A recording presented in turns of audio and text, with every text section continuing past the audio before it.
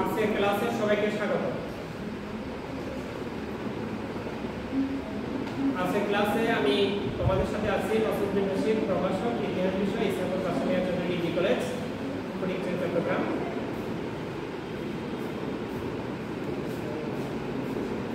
আজকে আমি তোমাদের একটা নতুন অধ্যায় সম্পর্কে আলোচনা করব। তোমাদের ইতিহাস প্রথম পত্রের 7ম অধ্যায়, যেটা হচ্ছে মুজিবনগর সরকার। মুজিবনগর সরকার এই অধ্যায়টি নিয়ে আজকে ক্লাসে আমি আলোচনা করব। তোমরা এখানে কিছু ছবি দেখতে পাচ্ছ, সেটা হচ্ছে 70 সালের সাধারণ নির্বাচনে স্বাধীনতা ও মুক্তির সোপান। এরপরে বঙ্গবন্ধু সহ জাতীয় চার নেতা। এরপরে তোমরা দেখতে পাচ্ছ মুজিবনগর সরকার গঠন করার পর যে মুজিবনগর সরকারের অস্থায়ী রাষ্ট্রপতি এবং যে মুজিবনগর সরকারের সরকার মন্ত্রী পরিষদগণ কিভাবে সংবর্ধনা দিচ্ছে, এবং এই জিনিসটা এই চিত্রের মধ্যে তোমরা সেটা অনুধাবন করতে পারছো। তাহলে তোমরা বুঝতে পারছো এই ক্লাসটা হবে মুজিবনগর সরকার সম্পর্কে।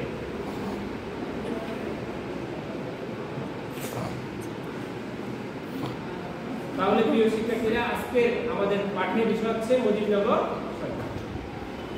দেখো, এই ক্লাসটা থেকে তোমরা যে জিনিসগুলো ক্লাস শেষে তোমরা যে জিনিসগুলো বলতে পারবে, সেটা হচ্ছে মুজিবনগর সরকার কি তা বলতে পারবে। মুজিবনগর সরকার কি তা বলতে পারবে। মুজিবনগর সরকারের গঠন কাঠামো সম্পর্কে বলতে পারবে। মুজিবনগর সরকারের উদ্দেশ্য সম্পর্কে বর্ণনা করতে পারবে। ঠিক আছে? এরপরে দেখো মুজিবনগর সরকারটা কি, তোমরা মনোযোগ সহকারে দেখো। মুজিবনগর সরকারটা হচ্ছে মুক্তিযুদ্ধ সুষ্ঠুভাবে পরিচালনার জন্য, আমাদের 1971 সালের মহান মুক্তিযুদ্ধ সুষ্ঠুভাবে পরিচালনার জন্য 1971 সালের 10 এপ্রিল কুষ্টিয়া জেলার মেহেরপুরের ভবেরপাড়া গ্রামে বৈদ্যনাথ তলার আম্র কারণে মুজিবনগর সরকার গঠিত হয় এবং 17 এপ্রিল এই সরকারের শপথ গ্রহণ অনুষ্ঠিত হয়। শপথ বাক্য পাঠ করেন অধ্যাপক এম ইউসুফ আলী। তাহলে প্রিয় শিক্ষার্থীরা, তোমাদের জন্য একটা একক কাজ থাকবে, সেটা হচ্ছে মুজিবনগর সরকার কি ব্যাখ্যা করো। এরপর মুজিবনগর সরকার গঠনের উদ্দেশ্য। মুজিবনগর সরকার গঠনের কি উদ্দেশ্য, সেটা হচ্ছে এই যে আমাদের 1971 সালের মুক্তিযুদ্ধ কিভাবে পরিচালিত হবে এবং এই মুক্তিযুদ্ধ পরিচালনা করার জন্য মুজিবনগর সরকার গঠনের মূল উদ্দেশ্যটা কি হবে, সেটা হচ্ছে স্বাধীনতার ঘোষণাকে বাস্তবায়ন করা, মুক্তিযুদ্ধকে সুষ্ঠু ও দক্ষতার সাথে পরিচালনা করা, দেশকে দ্রুত হানাদার বাহিনীর কবল থেকে মুক্ত করা, মুক্তিযোদ্ধাদের সুসংগঠিত করা, মুক্তিযোদ্ধাদের প্রশিক্ষণ প্রদান করা, শরণার্থীদের থাকা খাওয়ার ব্যবস্থা করা। তাহলে মুজিবনগর সরকার গঠনের মূল উদ্দেশ্য হচ্ছে এইগুলো। তাহলে জোড়ায় কাজ, মুজিবনগর সরকার গঠনের 5টি উদ্দেশ্য তোমার খাতায় লিখো।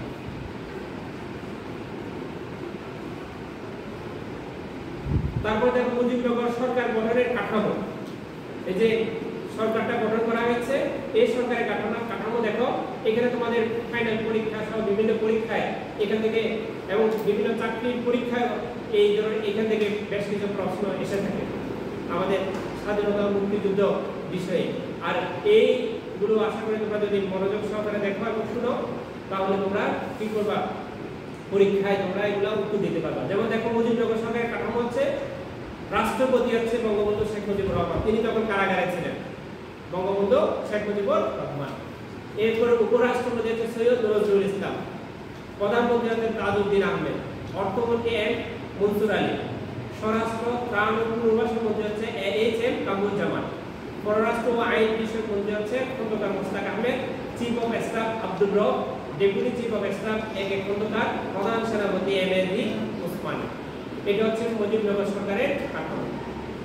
তাহলে দলগত কাজ, মুজিবনগর সরকার মন্ত্রী পরিষদ নামগুলো পোস্টারে লিখো সদস্যদের।